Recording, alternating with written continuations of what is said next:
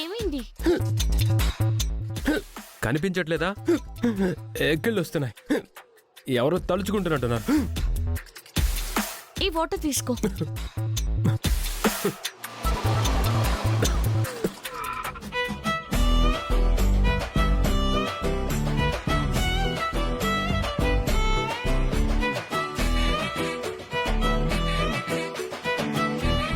అయినా తినేటప్పుడు పొలమాడతారు కానీ ఇలా నార్మల్ గా ఉన్నప్పుడు పొలమాడతారా? ఇంతకీ ఎవరు తలుచుకున్నారో ఏంటో మరి. ఇంకెవరు? నాక్షితనే తలుచుకుని ఉంటుంది. ఏం చేస్తున్నావు? పొలమాడితే ఇలాగే తల మీద కొడతారు కదా. నువ్వు తల మీద కొట్టినట్టు లేదు, తల పగిలేలా కొడుతున్నావు. సర్లే పోనీ.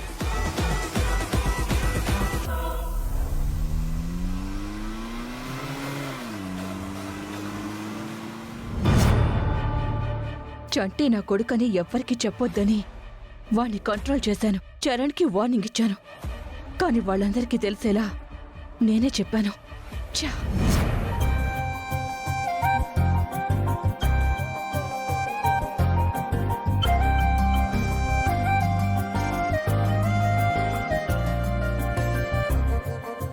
చంటి, అక్షిత, హెడేక్ తగ్గిందా? తగ్గడమే కాదు ఇంకో గుడ్ న్యూస్ కూడా తెలిసింది. గుడ్ న్యూసా? ఏంటది? నువ్వు సుమలత ఆంటీ కొడుకంట కదా. లేదు లేదు, మీకెవరు చెప్పారు? ఏయ్ దొంగ, దాచిపెడదాం అనుకుంటున్నావా? నాకు తెలిసిపోయింది. మీ మమ్మీ పొరపాటున స్లిప్ అయి చెప్పారు. అవునా? ఆవిడ చెప్తే చెప్పారు గాని మీరు మాత్రం ఎవ్వరికి చెప్పకండి. నేనెందుకు చెప్తాను? మనం ఒకటి కదా.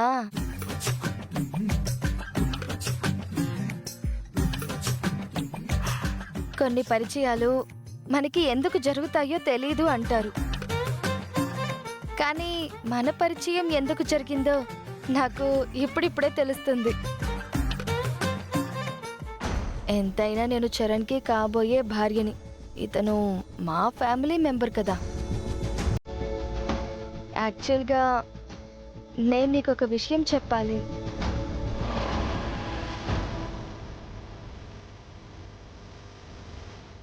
మీ అన్నయ్య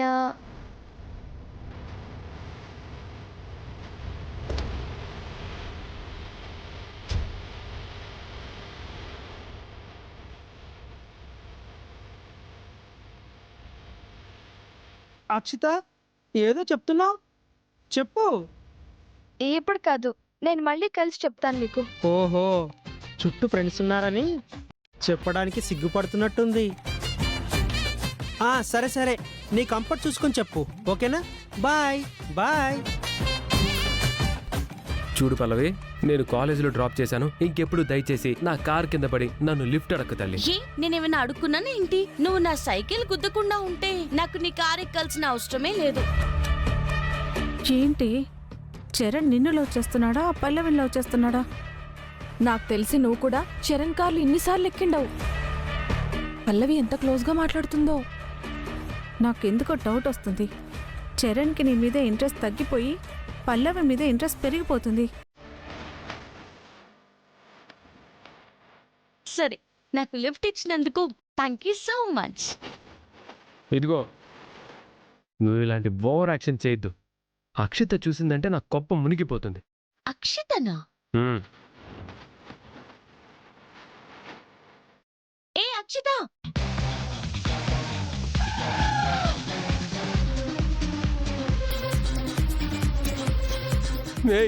తనని పిలుస్తున్నావేంటే? ఉండు చెప్తాను. అక్షిత, ఇక్కడ రా. చరణ్ పిలుస్తున్నాడు.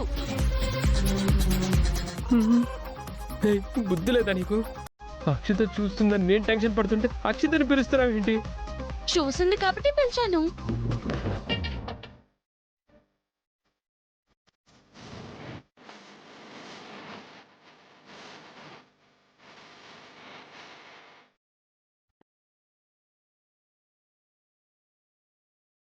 అక్షిత, అసలు ఏం జరిగిందంటే పల్లవిని కారు ఎందుకు ఎక్కించుకున్నానంటే చరణ్ ఎందుకలా కంగారు పడిపోతావు? తనేమన్నా అసలు అడిగిందా పల్లవిని కార్లో ఎందుకు తీసుకొచ్చావు అని? మనిద్దరి మధ్యలో వందుంటాయి, అన్నీ ఈమెకు చెప్పాలా ఏంటి?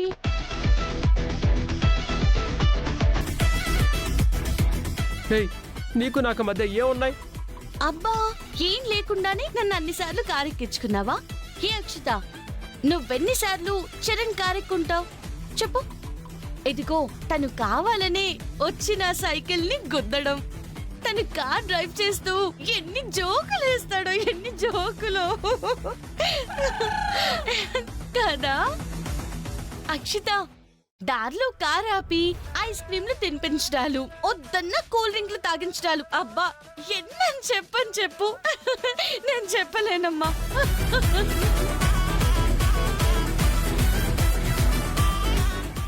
అక్షిత, తను కావాలని అలా చెప్తుంది, నీ ముందు ఇరికించాలనే అలా చేస్తుంది. అబద్ధం చెప్పానా? జరిగిందే చెప్పాను, నువ్వు చేసిందే చెప్పాను. అయ్యో, అక్షితకి చెప్పకూడదన్నావు కదా. అయ్యో సారీ చరణ్. ఇప్పటిదాకా నేను చెప్పినంత అబద్ధం. తుచ్ ఏం జరగలేదు, సరేనా?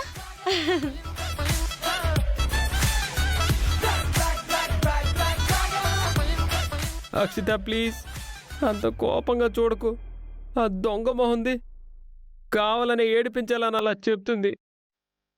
అది కావాలని చెప్తుందో నువ్వు కావాలని చేస్తున్నావో నాకు అర్థం కావట్లేదు. దాన్ని మళ్ళీ కారు ఎందుకు ఎక్కించుకున్నావు? ఎక్కించుకోవద్దని చెప్పాను కదా నీకు. నా కర్మ, ఏం చేస్తాను? ప్రతిసారి దాని సైకిల్ వచ్చి నా కార్ కిందే పడుతుంది. ఎన్నిసార్లు పడితే అన్నిసార్లు జనాలు వచ్చేస్తున్నారు, హడావిడి చేస్తున్నారు. ఏంటో అది నా కార్ ఎక్కి కూర్చొని నా నెత్తి మీదకి ఎక్కుతుంది, నీ దగ్గర ఇలా ఇరికించేస్తుంది. నిజంగా తను చెప్తున్నవన్నీ అబద్ధాలు అక్షిత, నా మాట నమ్ము. నిజం. చరణ్, నువ్వు నా గురించి ఏమనుకుంటున్నావో తెలియదు కానీ నేను మాత్రం నిన్ను సిన్సియర్గా లవ్ చేస్తున్నాను. అది మాత్రం మర్చిపోకు. అక్షిత, అలా ఫీల్ అవ్వద్దు. తను మాత్రం నేను నేర్పించడానికి అలా చేస్తుంది అంతే. నేనెందుకు నిన్ను బాధపడతాను చెప్పు? ఇంకెప్పుడు పల్లవిని నా కారు ఎక్కించుకోను, సరేనా? సరేలే. అవును, చంటి మీ బ్రదర్ అంటేగా? నీకెవరు చెప్పారు? ఫ్లోలో ఆంటీనే చెప్పేశారు. మమ్మీ చెప్పిందా? అవును, వాడు చాలా లావుగా ఉంటాడు కదా, అందుకే మమ్మీకి నచ్చడు. అందుకనే వాడిని కొంచెం అవాయిడ్ చేస్తూ ఉంటుంది. కానీ నేను అతని అవాయిడ్ చెయ్యను, ఎందుకంటే ఎంతైనా మన ఫ్యామిలీ మెంబర్ కదా.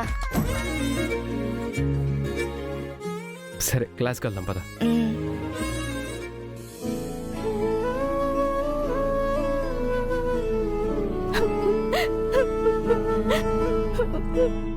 నా చదువు ఆపుకోవడం తప్ప ఇక నేనేం చేయలేనే.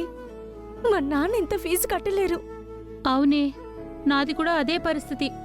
మా ఇంట్లో వాళ్ళకి ఇన్ఫార్మ్ చేశాను. మా నాన్న కూడా టెన్షన్ పడుతున్నాడు. నాకేం అర్థం కావట్లేదు.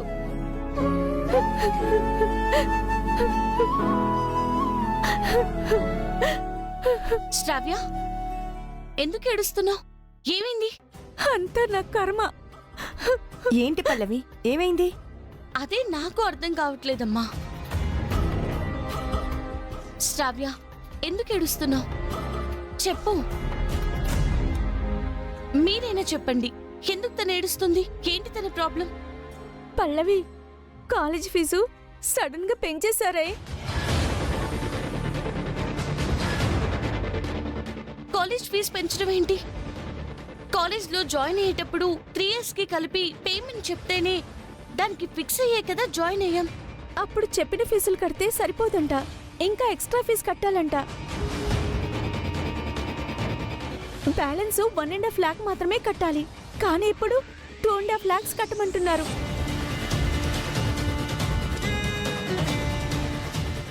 అదేంటది, సడన్ గా 1 lakh పెంచడం ఏంటి?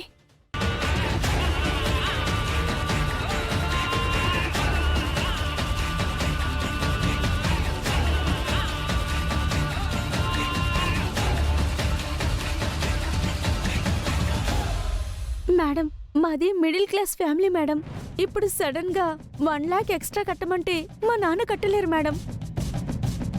ఇప్పుడు ఈ విషయం మా నాన్నకు చెప్తే మా నాన్న ఆ 1,00,000 రూపాయల కోసం చాలా టెన్షన్ పడతారు.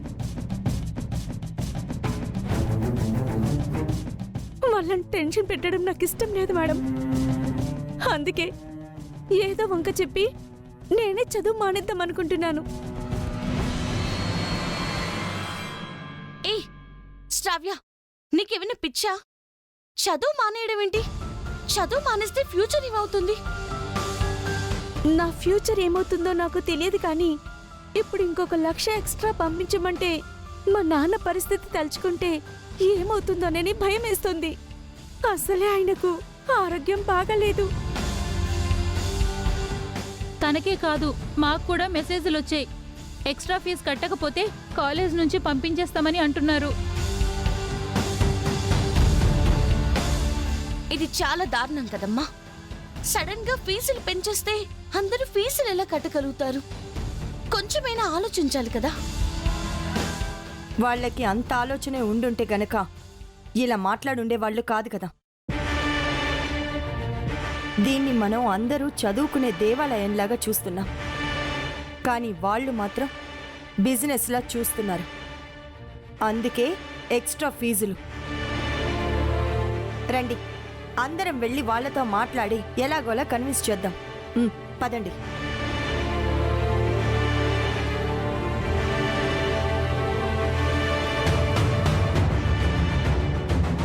ఏంటి అందరూ కలిసి ఆంటీ రూమ్కి వెళ్తున్నారు? పదండి చూద్దాం.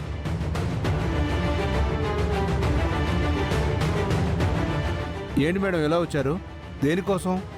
ఒక విషయం గురించి మేడంతో మాట్లాడాలని వచ్చాం ప్రిన్సిపల్ గారు. దేని గురించి మాట్లాడాలి? పెంచిన ఫీజుల గురించి. పెంచామని చెప్పాం కదా, అందరికీ మెసేజ్ కూడా పంపించాం. ఇందులో మాట్లాడేదేముంది? ఉన్న పలంగా మీరలా ఫీజులు పెంచేస్తే ఎలా మేడం? అంటే మీ పర్మిషన్ తీసుకుని మరీ పెంచాలా? వాళ్ళ పరిస్థితి ఏంటో ఆలోచించి చెయ్యాలి అంటున్నాను. వాళ్ళ పరిస్థితి గురించి ఆలోచించడానికి నాకేం అవసరం? నేనేమైనా వాళ్ళని ఉద్ధరించడానికి కాలేజ్ నడుపుతున్నానా?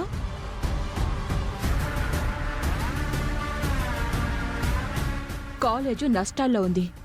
దానికి తోడు ఎక్స్పెండిచర్ కూడా పెరిగింది. అందుకే ఫీజులు పెంచాం. ఎవరైనా ఇదే చేస్తారే. ఏ కాలేజ్లోనూ ఇలా సడన్ గా ఫీజులు పెంచలేదు మేడం. అయితే ఫీజులు పెంచలేని కాలేజీలో వెళ్ళి జాయిన్ అవ్వచ్చుగా. అక్షిత, నీకు సంబంధం లేని విషయాల్లో కల్పించుకొని తెలిసి తెలియనట్టుగా మాట్లాడొద్దు. నువ్వు వీళ్లతో పాటు చదువుకునే స్టూడెంట్వే కదా. వాళ్ళ సమస్య నీ సమస్య కాదా? ఫీజులు పెంచడం వల్ల నాకొచ్చిన సమస్య ఏం లేదు. అవును, నీకే సమస్య ఉండదు. ఎందుకంటే నువ్వు డబ్బున్న కుటుంబంలో పెరిగావు. మీ నాన్నగారు తాతగారు అంత సంపాదించారు. ఎంత ఫీజు అడిగినా వాళ్ళు కడతారు కాబట్టి నీకే నొప్పి తెలియట్లా. కానీ మా పరిస్థితి అలా కాదు అక్షిత.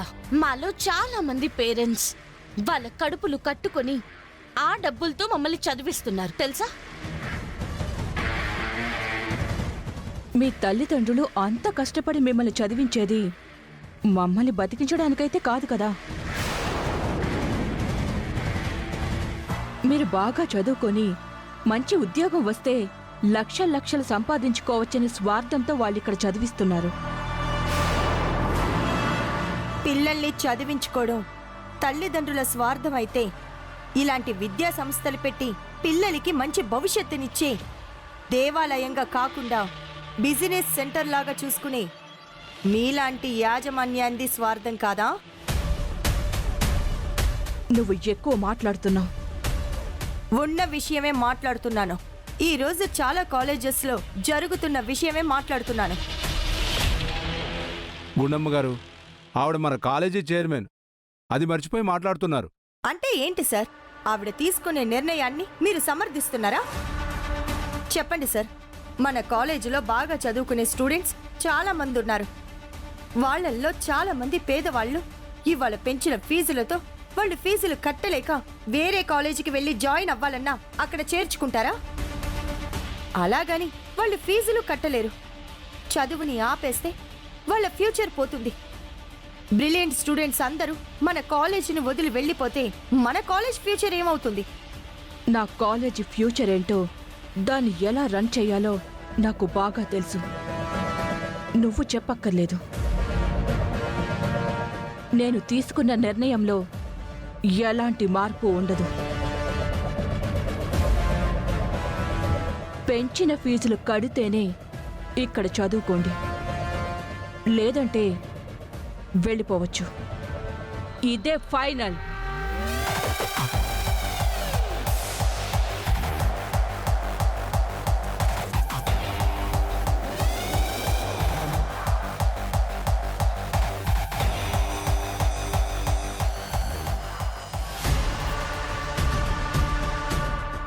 మమ్మీ ఏంటి గుండమ్మ గారు పల్లవి అందరూ వచ్చారు, ఏమైంది?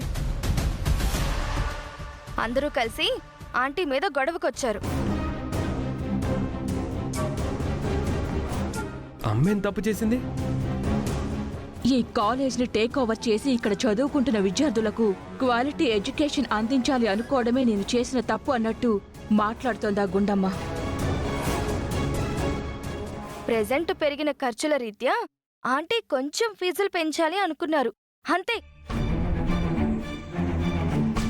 అది కూడా నేను గవర్నమెంట్ రూల్స్ అండ్ రెగ్యులేషన్స్ ప్రకారమే పెంచాను నాన్నా. టైంకి అందరికీ శాలరీస్ ఇవ్వాలి కదా.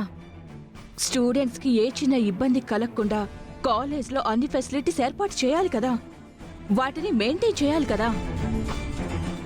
ఇవన్నీ దృష్టిలో పెట్టుకుని కొంచెం ఫీజు పెంచితే దానికి ఇంత గొడవ చేస్తున్నారు. నువ్వెవరు ఫీజులు పెంచడానికి? మా పర్మిషన్ లేకుండా ఎలా పెంచుతావు అని మాట్లాడుతుందా పల్లవి. నువ్వు ఎవ్వరు అందా పల్లవి? అయినా మా అమ్మని క్వశ్చన్ చేయడానికి ఆ పల్లవి ఎవరు? మమ్మీ, పల్లవి అంటే మొండిది. తన సంగతి పక్కన పెట్టు. గుండమ్మ గారు కూడా వచ్చారు కదా. ఇప్పుడు నాకు ఎక్స్ప్లెయిన్ చేసినట్టుగా ఆవిడికి కూడా ఎక్స్ప్లెయిన్ చేస్తే ఆవిడ అర్థం చేసుకుని స్టూడెంట్స్ అందరికీ చెప్పేది కదా. అసలు వాళ్ళందరూ కామ్గానే ఉన్నారా? వాళ్ళని రెచ్చగొట్టి గొడవకి తీసుకొచ్చిందే ఆ గుండమ్మ.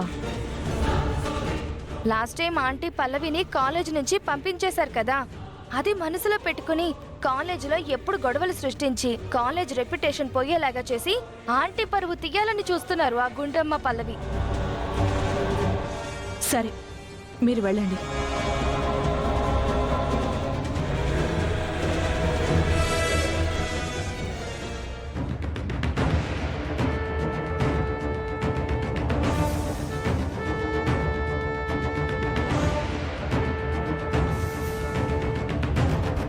ఇది చాలా అన్యాయం కదా ఫ్రెండ్. అందుకే కదా అందరూ వెళ్ళి ఆవిడ్ని కన్విన్స్ చేద్దాం అనుకున్నాం, కానీ ఆవిడ చాలా పొగరుగా మాట్లాడుతుంది. ఫీజులు కడితే కట్టండి, లేకపోతే కాలేజ్ వదిలి పోండి అని అంటోంది. ఓహో, ఆవిడ మీరు చెప్తే వినదులే. ఆవిడకి ఎలా చెప్పాలో నాకు తెలుసు. నేనెళ్ళి మాట్లాడతా. వద్దు చంటి, నువ్వొక్కడివే వెళ్తే కావాలని గొడవ పడ్డానికి వచ్చావో అంటారు. లేదు మేడం, ఆవిడకు నాకు లెక్కలు వేరు. నేను మాట్లాడతాను కదా. వద్దని చెప్తున్నాను కదా. మరి వాళ్ళు పెంచిన ఫీజుల మాట ఏంటి మేడం? ఈ ప్రాబ్లంకి సొల్యూషన్ కావాలి అంటే స్టూడెంట్స్ అందరికీ ఒక యూనియన్ కావాలి.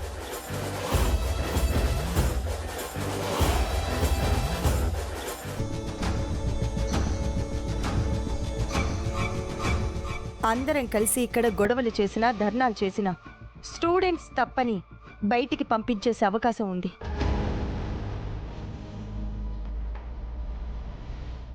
కాబట్టి మీ మీద తప్పు పడకుండా మన ప్రాబ్లం సాల్వ్ అవ్వాలి అంటే మీరందరూ కలిసి ఒక యూనియన్ లీడర్ని ఎంచుకోవాలి.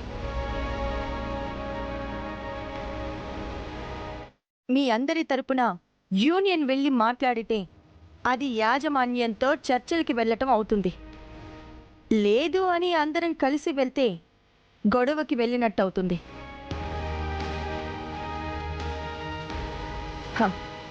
సో మీరందరూ ఒక యూనియన్ లీడర్ని ఎంచుకోండి.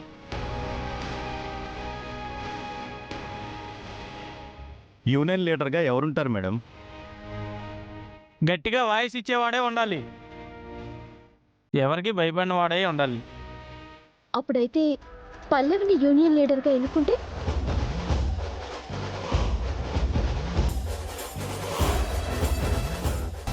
అవును, యూనియన్ లీడర్గా మా ఫ్రెండ్ అయితేనే కరెక్ట్. తనకి ఎవరితో ఎంత మాట్లాడాలో తెలుసు, అవసరమైతే ఎవరిని ఎంతలో దులిపేయాలో కూడా తెలుసు.